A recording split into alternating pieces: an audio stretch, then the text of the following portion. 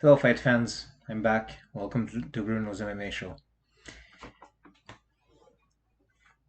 Um, I'm posting this on the 1st of July on a Thursday, but starting next week, my intention is to post weekly, and I think I'll be doing it every Sunday. But I'm not gonna go live for now. This episode I'm just recording, not live. Um, I might be going back to doing live shows soon, but if I do, it might not be a set schedule. So if you don't want to miss my live shows, just follow me on Instagram and or Twitter, link down below. That way, when I go live, it tells you because I don't go live on YouTube. I go live on Odyssey. Um, and I no longer go live on Instagram because I'm trying to, I like this format here where I can add the logo, I can change screens, stuff like that, which I can't do on Instagram, obviously. So yeah, that's pretty much it. Um, so my intention is for this week, it's coming out on Thursday, but I'll try. I'm gonna go back to weekly, and normally it should be on Sundays. eh, I might not go live all the time, but if it's my intention to go live, just um, yeah, follow me on social media. I might sometimes go live on Instagram to have a quick take or whatever, and then I can always edit that into the video that I'll upload on YouTube and Odyssey after the fact. Something like that. I might. Just follow me on social media if you don't want to miss anything, basically. Okay. Now, during the Olympics, I'm going to be covering a few things here and there. This is an MMA show, but the Olympics have combat sports. And when I say my show is MMA show, it's mixed martial arts, and I put the emphasis on like martial arts, which means that sometimes I cover like boxing. So during the Olympics, I might cover taekwondo, judo, wrestling. I'm not gonna be like I'm not gonna go into detail all the time, but I might cover interesting stuff that happens. Um, the hot topic this year is transgender people in competition at the Olympics. In other places in social media, I mentioned that I would cover the topic on my next episode, but I want to gather more information, more facts before I do that. So probably next episode I will, because we have to address it. What happens in the Olympics is kind of like often a template for what happens in sports. So we have to discuss this, and I want to do that informed and respectful, and just I don't think it's a simple issue. I don't think it's a simple issue because I think some people have concerns about how fair it is, but also I believe that everyone deserves a chance to compete. So these, two philosophies are being sort of like pitted against each other, and I'm just gathering facts for now. And of course, you also have legitimate transphobes who are using the excuse of we must protect the female athletes to be transphobes. And very often you'll quickly tell the difference just by how they handle the topic. Like I've seen some pretty disgusting stuff said and already, and you know, you can tell that some people don't care about female athletes. They were just looking for an excuse to bash transgender people. So yeah, that's just a quick side note. But I'll be covering it on my next episode when I've gathered more facts, and whatever I end up stating will be respectful to everyone. That's it. On some good news, like just clear good news, no controversy or whatever regarding the Olympics. Um, Nursing Olympians no longer have to choose between the Tokyo Games and their babies. That's on the Washington Post. So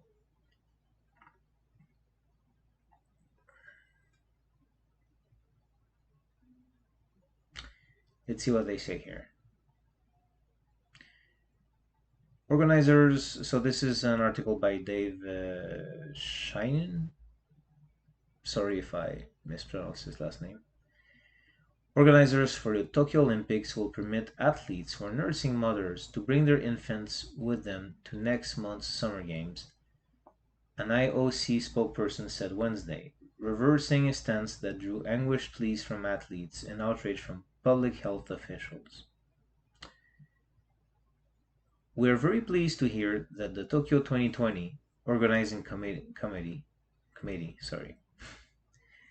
has found a special solution regarding the entry to Japan for mothers who are breastfeeding and their young children, the spokesperson said.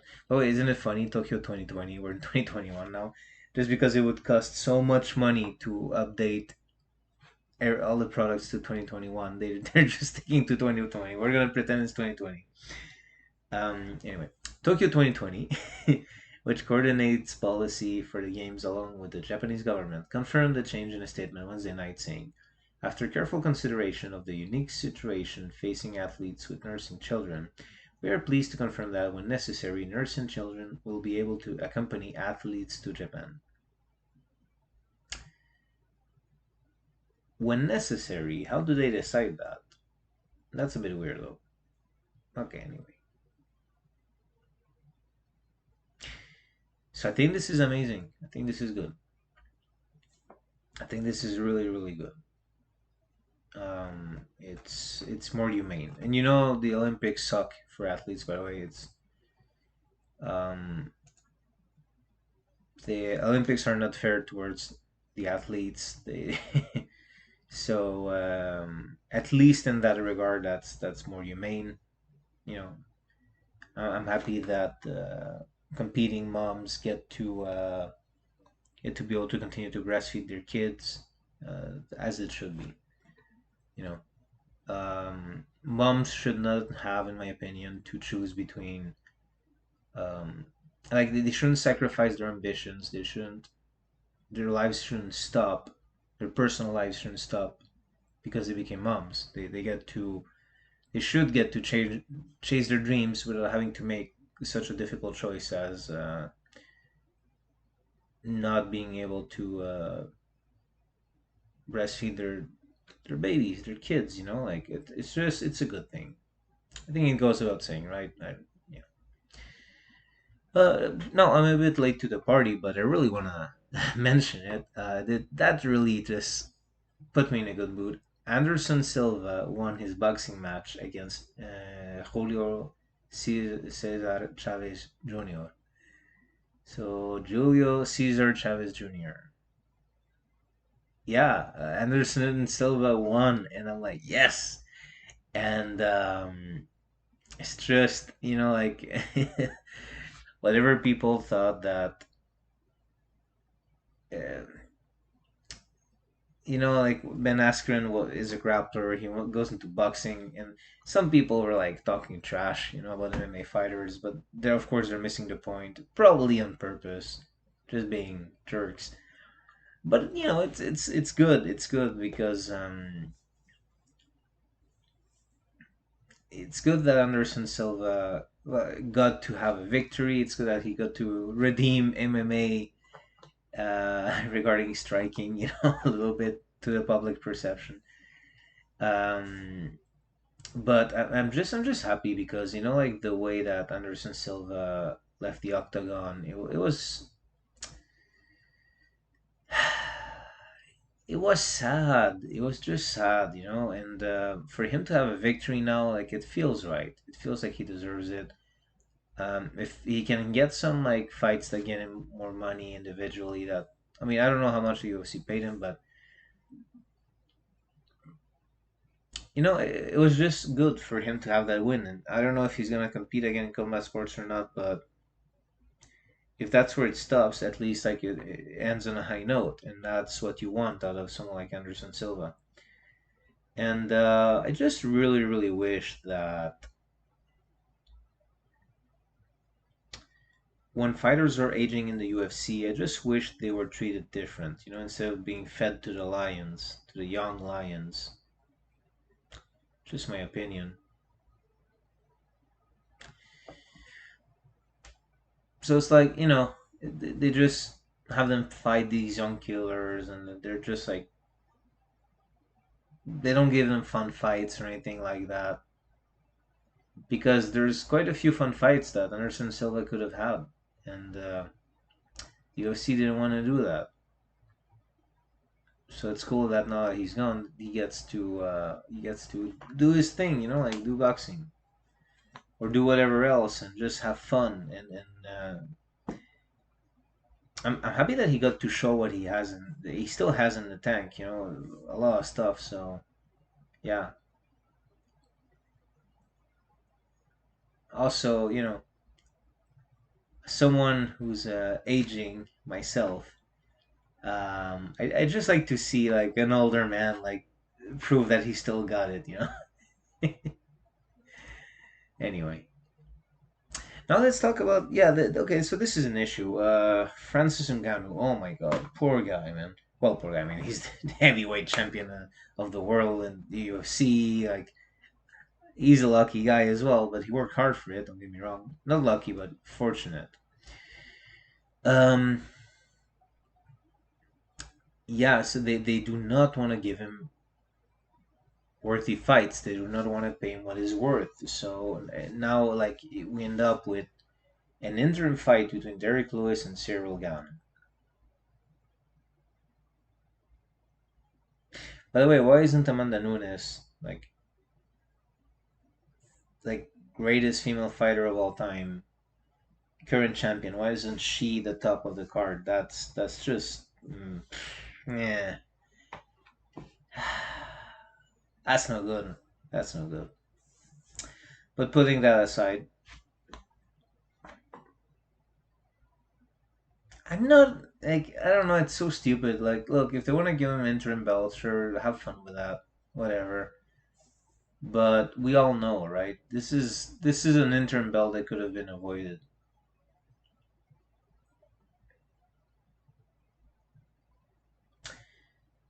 The UFC is mishandling Francis Ngannou. Francis Ngannou could easily become the next Mike Tyson.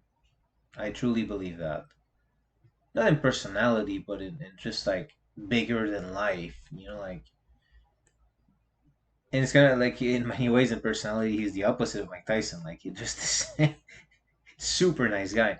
But what I mean is that just like the power that guy brings into fights, like the ability to knock people out, like it's just insane. And it's just like he's like a comic book character come to life. Ngannou is. It's like he's superhuman. Like he's like it's like he has Spider-Man strength or something. And when he knocks people out, it's like scary. It's like his fights are highlight reels. They're just as long as highlight reels. I mean, not the reels all compiled. His fights are just as long as those short moments you have in highlight reels. Um, so I really think the UFC is messing up big time because like I've come to really like them because of all this, but with what the Paul brothers are doing, Jake Paul and Logan Paul, they now like in a way, like for example, Tyron Woodley. The best thing that could have happened to him was to get cut by the UFC because now he gets to fight Jake Paul and he gets to make a lot of money, which he wouldn't have made if he was under a crappy UFC contract.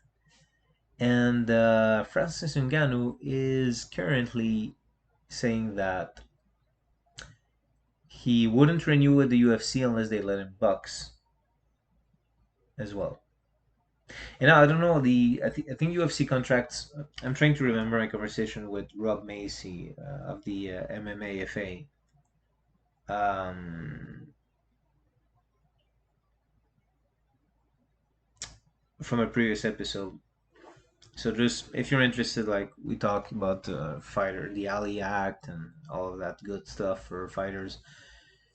There's a few lawyers on Twitter who are discussing like what could be done, like when fighters want to do that, like Ngannou or GSP, even when Dana White didn't let him box, as I mentioned in one or two episodes ago. So you know what? I might get in touch with one of those lawyers, see if they want to come to the show and talk about it a bit.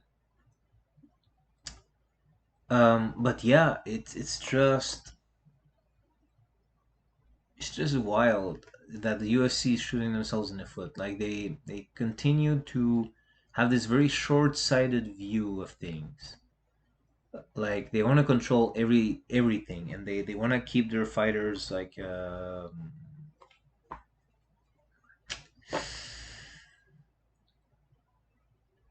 just they want to keep them like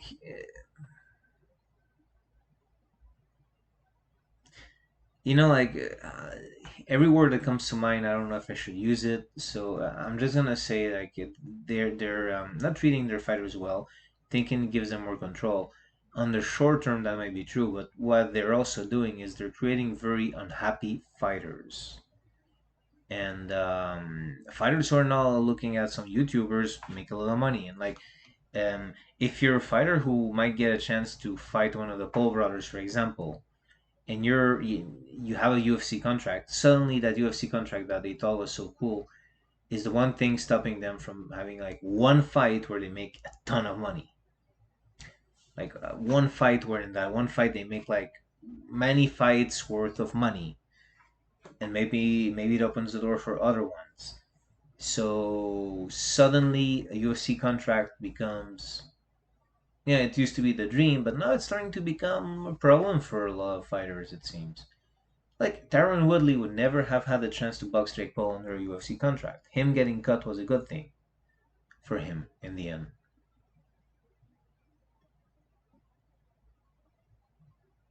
So Ngannou said that he wouldn't renew unless he was able to box, but as his contract is right now, I think when you become champion, it renews the contract automatically. I think that's what Rob Macy had mentioned. So I don't know. Like I think it's might be one of those things where like they're trying to work it out, but Ngannou just maybe he's just not gonna fight in the meantime.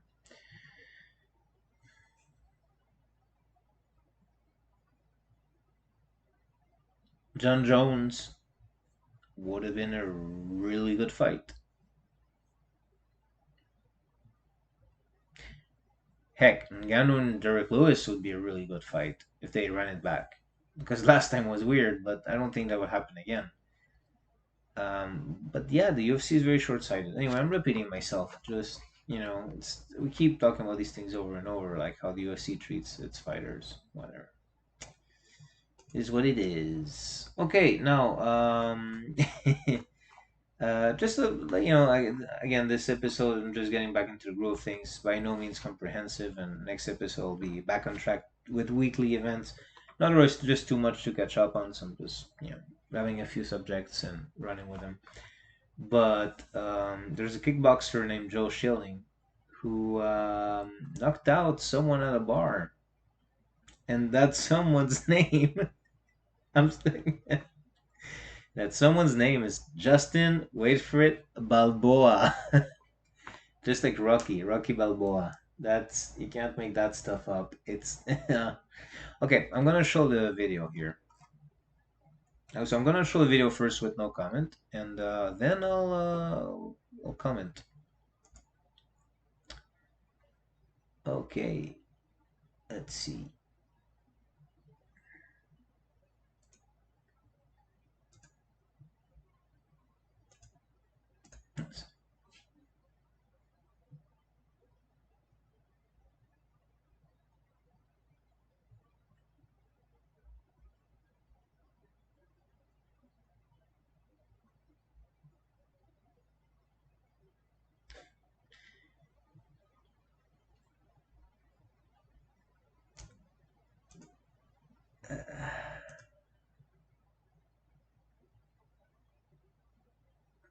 I'm letting it play again. I just want to look at some details again.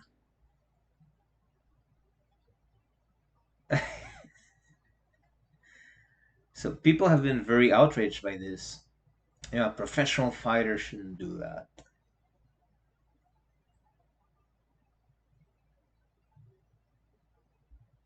Joe Schilling, by the way, the kickboxer, said that he feared for his life because, of course, he has to legally, right? And that he acted in self-defense.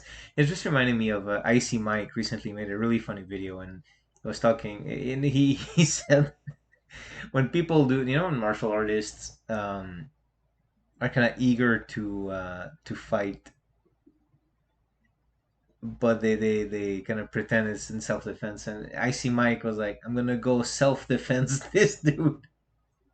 So Joe Schilling definitely self-defensed Justin Balboa. But okay. Apparently, the story here is that from Joe Schilling's words, the story is that the guy was being a butthole, and he used some racial slurs towards some employees of the bar. And according to Joe Schilling, the guy in the tie, Mr. Balboa, was like rapping while looking at him the whole time. Which, you know what? Okay, this is just my opinion. I'm not stating facts, of course. But he looks like that kind of guy. He looks like the kind of guy who drinks and then thinks. And let's see.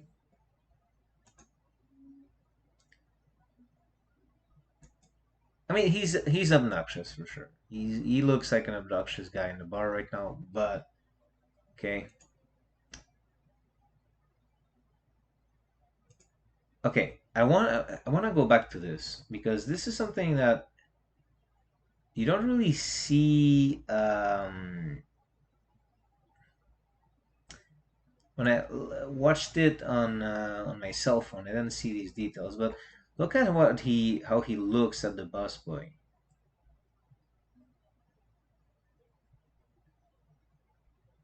Busboy shows up and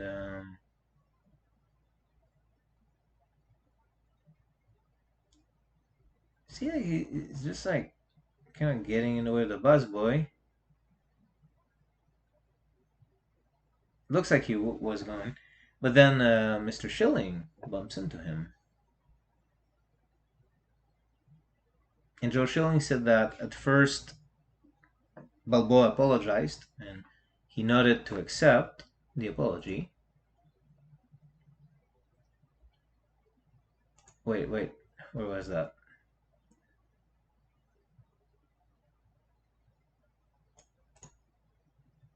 Oh yeah, he nodded. Okay, he nodded. But then the guy realized it was the Schilling. Like according to Schilling, then Balboa realized it was Schilling who Balboa had been looking at and rapping at the same time the whole night or something. And he went like, "Hey," or something like that. So Schilling turns around and I'm sorry, he can't make this up. He has a T-shirt that says "Ring Cage Parking Lot." Can't stop. What does it say? Can't stop. I can't read it. Okay. By the way, I'm laughing because like Balboa is fine. He says he's gonna sue and all that, so he's alive. He's not like harmed in any way. If this had turned ugly, no matter who was at fault or whatever, I wouldn't be laughing like this. I want to be clear on that. Like, even if Balboa was being a jerk and obnoxious, and even if he was making racist slurs and all that, if he had like I don't know, bumped his head on the floor or something, and something really bad had happened to him, I would not be laughing. Even though if it's true that he was like saying racist stuff and being obnoxious towards the staff, like a lot of people have an issue with it, but the only reason why I'm not like making a statement is because I we don't know really what happened, at least not yet. But if what Schilling says it's true, I'm not really crying tears over what happened here. Um, He sure self defends that. I love it. Like self defends that guy. Wait, okay. But here's the thing. Okay, here's the thing. I want us all to now look at Balboa. So when Schilling turns on, you have like this guy in front of you who has a T-shirt indicating he's a fighter. Looks like he's really fit, way taller than you. You know, like if I have that guy in front of me and like, you know what I wouldn't do? I wouldn't go like my okay my camera's cropped here. So but look at what Balboa does because he's flexing. He tries to. I don't know if he tried to make him flinch or to intimidate him. Like I think Balboa tried to be like get in his face, and he thought that maybe Schilling was gonna. Maybe Balboa in his drunken state thought that the other man would like back up or something. I don't know. Like when men get drunk, sometimes they really think that the world is according to how they feel themselves to be in that moment, and that's not how it is at all. So let's have a look. Yeah, there it is. Okay. And then Schilling reacts, and you know what? You know what? I'm sorry, but if you make a sudden move towards someone that you're having an issue with, and there's clearly been like, well, not clearly, but apparently there was some build up to that. But if you're making this, like, I'm sorry, but I don't know that if I'm in a bar or something, and like I know someone is kind of like drunk and they make a sudden move toward me, and I know they're already kind of like adversarial to me, I don't know that I would do different. And yeah, sure, I'm sure like a lot of people are gonna go like, oh, he could have just like clinched him. And when you're in a ring and or a cage or whatever, and you know the fight started, go, and someone advances and you're thinking like, okay, I'm gonna clinch him. Maybe that's a strategy. Although, why would you not want to hit in a ring or cage? But my point is, or maybe if you're more ready, yeah, you think of those strategies and all that. But when you turn around and you're talking to someone and the person suddenly makes a move toward you, you're not always thinking like, oh, what is the, especially because he's a kickboxer, like it's not like he's a Brazilian Jiu-Jitsu guy. It's not like he's gonna go like, oh, what is the best move I could use here legally and in this context. No, he's gonna react. Like the guy flexed on him, made a sudden move. I'm sorry, but see, okay, he made a sudden move, and yeah, as we look at this now, it looks clear that like Balboa wasn't gonna throw a punch, but it's kind of funny to to kind of agree that it was self defense. It's kind of funny to do so because you look at the size of the two guys and you clearly understand one is a real fighter, the other is a drunk guy who I don't think knows how to fight. So I think everyone is concentrating on who each man is and what Schilling can do, but when someone does that move toward you, like I'm sorry, like if you're in front of another man and you don't want to fight, do not like go like this to them.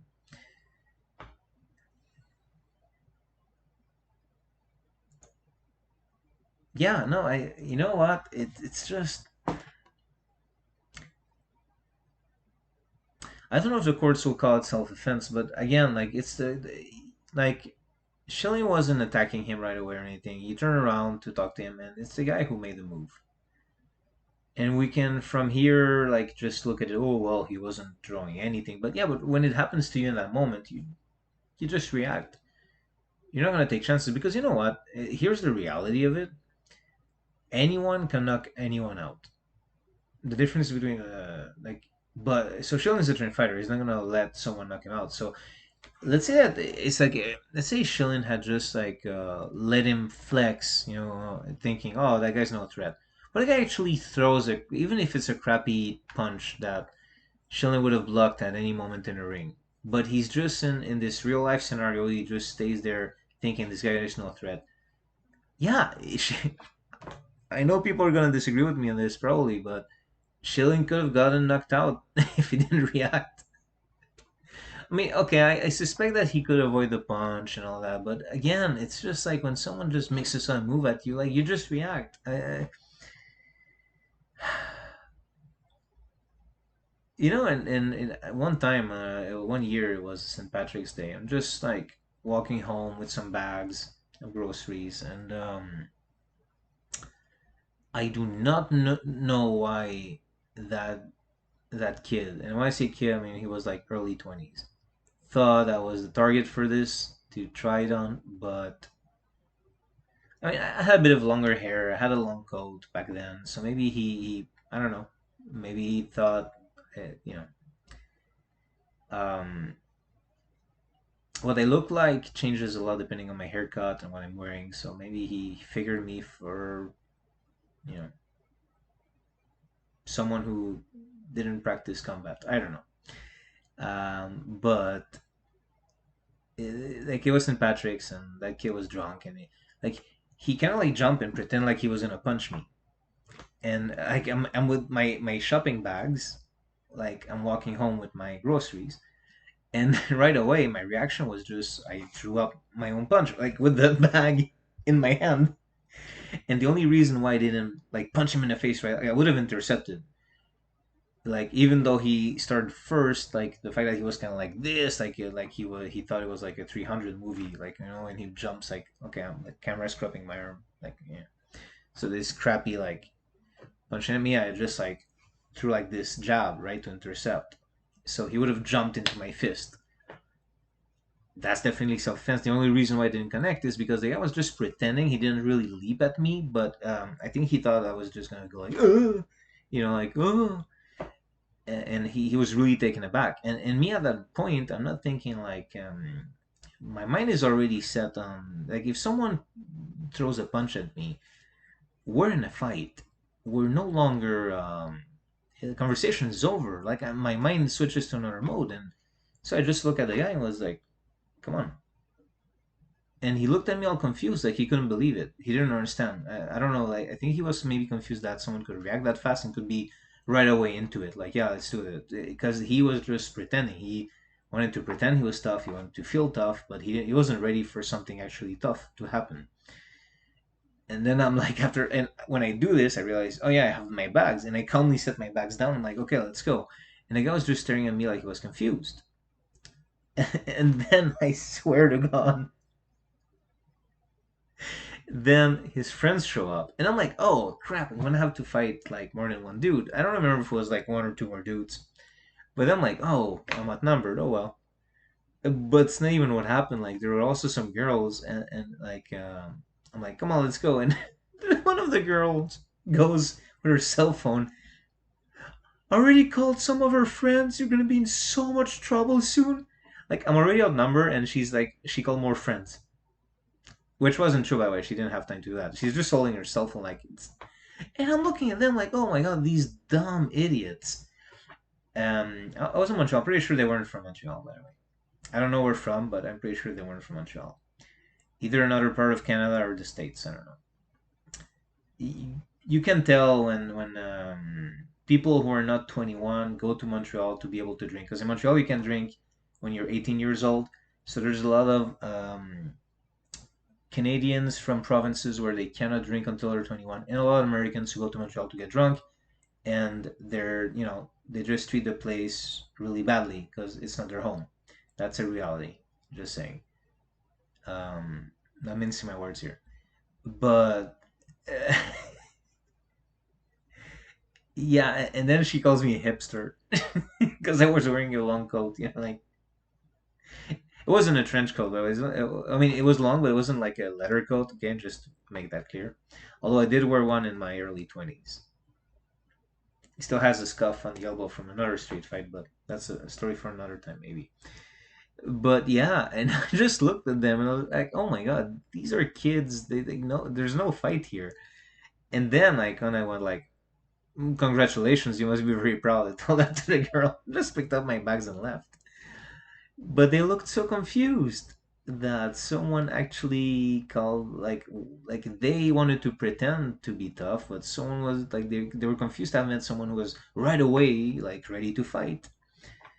I'm not saying I can't be sucker punch. Okay, let's be clear on that. I certainly can't like anyone else on this planet. But that's my point. You don't let people flex on you because they might actually throw something at you. You don't know. You don't know if also that guy in the tie could have had a knife or something.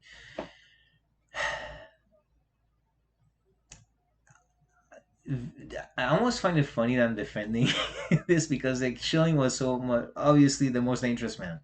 But in life, you don't mess with that. Someone flexes at you like that. Yeah, maybe you throw. I don't know what the law is on this. You throw a few punches. That's it. You figure it out after. What is it? Oh damn, what's his name?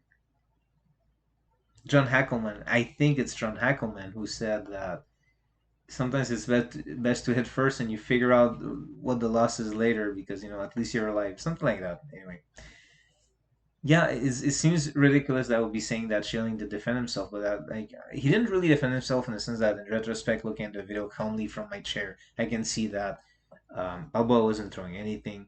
But then you don't know. You like I think I want someone that does this. Like they're making it like I know legally it's probably not gonna be enough to justify Schilling's punches, but for me personally,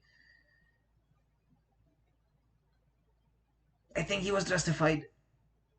And all the people were outraged at Schilling's behavior online, like, "Oh, you're a professional fighter. What are you doing, like attacking a non-fighter?" But a non-fighter is a non-fighter until he starts threatening you, verbally or physically. Once he starts threatening you, he's a fighter. Whether he wanted to be or not, he became one. Yeah, that's my opinion. Anyway, okay, everyone, enough of this. Thank you very much for watching. Follow me, subscribe, blah blah blah blah. Social media, comments down below, description, all that good stuff. You know what to do if you want to. If not, that's cool. Thank you for watching, and I'll be back very possibly next week on Sunday. But follow me on social media if you want to make sure to subscribe. All that stuff. I suck at promoting myself, I think. Anyway, okay. Thank you for watching. Bye, everyone.